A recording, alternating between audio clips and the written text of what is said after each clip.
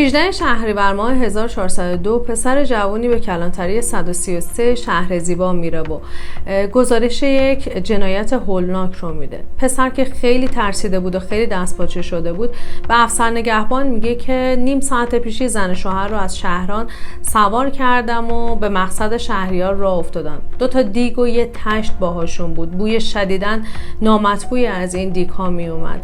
من خیلی ترسیده بودم. به شهریار رسیدیم و یه باغی بود که توش ظاهرا یک چاه خشک شده بود. محتویات داخل دیگ رو خالی کردن توی چاه و برگشتن. اونا حال روز منو دیدن، فهمیدن که خیلی ترسیدم، اما به من گفتن نترس، گوسفند بوده.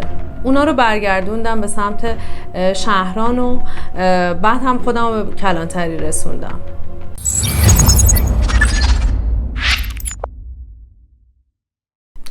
سلام، من عاطفه هستم. امیدوارم در امنیت کامل به سر ببرید. اینجا کانال قتل و جنایت. اگه شما هم مثل من به این دسته از پرونده علاقه‌مندید با من همراه باشید. متشکرم. ناصر بچه پایین بود و پر رو، آدم عجیب غریب هم کم ندیده بود، اما اینا یه جوری بودن و ناصر رو ترسونده بودن. پیام درخواست اسنپ‌وانت که اومد روی موبایلش اوکی کرد و وقتی دید قراره 2 دیگ رو ببره به یه مقصد دیگه با خودش گفت حتما نظری چیزیه. آخره ماه سفر بود و نظری دادن خیلی بابه توی اون ماه. به سمت مقصد میره، اما کسی که میاد جلوی در بهش نمیخورد که نظری داده باشه. خیلی درهم برهم و آشفته بود. از ماشین که خواست پیاده بشه و سر دیگا رو بگیره، صاحب بار بهش میگه که من و خانومم خودمون بار میزنیم، شما زحمت نکش. زن و شوهر با هم دیگه دیگا رو بار میزنن و خودشون هم میشینن عقب ماشین. اما ناصر براش خیلی جای تعجب بوده که بدون محتویات اون دیگا چی هن. زن و مرد به همراه دیگا میشینن پشت وانت و دیگه فرصتی برای پرسجو کردن نمیشه. یه 2 ساعتی طول میکشه که از شهر زیبا برسن به نزدیکی‌های شهریار. مقصد یه باغ به ظاهر متروکه بوده. زن و شوهر پیاده میشن و سر دیگا رو میگیرن و محتویات داخل دیگا رو توی یه جای خالی میکنن. ناصر اونا رو زیر نظر میگیره، از توی آینه نگاه میکنه و میبینه که تمام دیگا خونیه. خوف برش میداره، میخواد پیاده بشه که کمکی بکنه، اما مرده بهش میگه نه تو بشین، خیلی بوی بدی میده، اذیتت میکنه. برمیگرده توی ماشین و منتظر میمونه. اونا دیگا رو دوباره میذارن پشت وانت، اما این دفعه فقط زنه پشت میشینه و مرده میاد جلو پیش ناصر میشینه.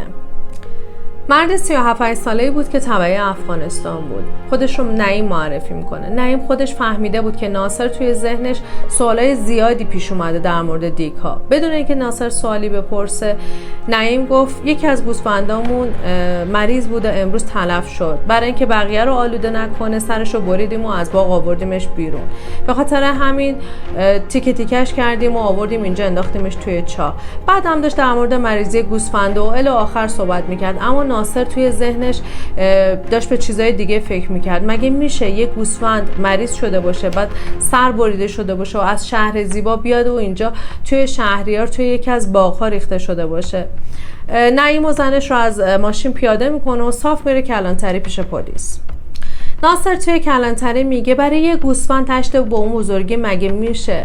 مامورای کلانتری با راهنمایی‌های راننده اسنپ به محل مورد نظر میرن تا ببینن جریان از چه قراره. وقتی که اولین قطعه از بدن یک انسان رو از چاه میارن بیرون، راز بزرگ یک جنایت هولناک فاش میشه. همزمان نیروهای امدادی، قاضی کشیک و پزشکی قانون هم توی محل حضور پیدا میکنن. مامورای کلانتری با راهنمایی‌های راننده اسنپ به محلی میرن که مظنونین رو اونجا پیاده کرده بوده و نعیم و زنش رو به جرم قتل عمد دستگیر میکنن. نعیم که میبینه چاره جز اعتراف نداره، روی صندلی بازجویی اینجوری اعتراف میکنه: ازش کینه داشتم. سال 93 گل محمد و پسرعموهاش بهم تعرض کرده بودن و ازم فیلم گرفته بودن و سالها ازم اخاذی میکردن. یه مدتی همشون برگشتن افغانستان تا اینکه فهمیدم گل محمد خودش به تنهایی برگشته ایران. توسط یکی از اعواممون که زینت نام داشت اونو کشوندم توی خونه. به محض ورود با چوب بهش حمله کردم. تا به خودش بیاد انقدر با چوب بهش ضربه زدم که از پا در اومد. بعدش هم بردمش تو همون با ساتور مسلش کردم و یه وانت دربستی گرفتم و اونو بردم شهریار رو توی یه چاه خالیش کردم. حتی زنم هم چیزی نمیدونست. زینت هم برای دفاع از خودش گفت من خبری نداشتم که نعیم میخواد چیکار کنه، چی تو فکرشه، فقط به من گفته بود که از گل محمد طلب داره و میخواد طلب خودش رو وصول کنه. در نهایت نعیم به جرم قتل به قصاص و شلاق محکوم شد و همسر نعیم و زینت هم به جرم اختفای میت به 18 ماه زندان محکوم شدند. از اینکه توی این پرونده همراه من بودید ممنون و سپاسگزارم. لایک و سابسکرایب فراموش نشه. تا پرونده دیگه، خدا نگهدار.